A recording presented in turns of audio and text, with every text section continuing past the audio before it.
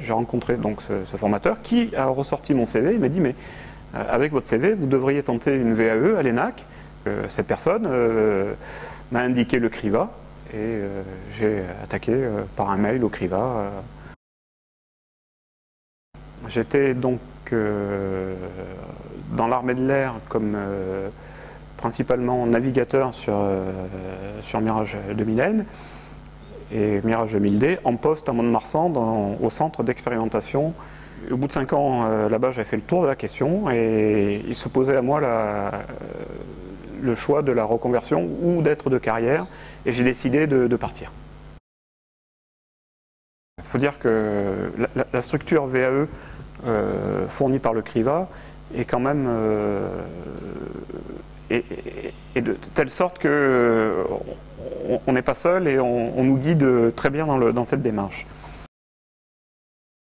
À partir du moment où j'ai attaqué cette VAE et que j'ai un peu déclaré au sein de mon service que j'effectuais une VAE, que j'étais pris et que j'avais de grandes chances d'être ingénieur de l'ENAC, je dois avouer que des portes sont ouvertes. Ensuite, sur le plan personnel, c'est enrichissant. Je ne pouvais pas me payer d'études quand j'étais étudiant. Je travaillais comme veilleur de nuit, enfin pour payer mes études, c'était assez difficile. Mais disons que j'avais conscience que je pouvais arriver à avoir un diplôme d'ingénieur, mais que pour moi, il y avait trop de... C'est trop compliqué, quoi.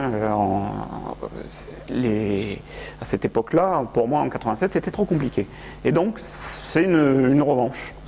J'ai mis plus de 20 ans à l'avoir, mais c'est une revanche. Donc voilà, ça m'apporte une espèce de fin de parcours initiatique en disant ça y est. La première chose, c'est il faut faire le pas. Il faut taper CRIVA et envoyer le premier mail. Et toutes les personnes qui sont dans les organismes pour la VAE sont là pour vous aider. Mais après, c'est un contrat moral, c'est-à-dire que les gens vont vous aider, mais si vous travaillez. C'est quelque chose qu'il faut mener de manière dynamique si on le peut. Sur une période de 18 mois, on tient, on a du rythme, on y va, on prend des rendez-vous, ça va vite. Un mois et demi, 2 mois, les calendriers, ça s'enchaîne, les vacances. Donc il faut mettre du rythme. Ça, c'est le deuxième conseil.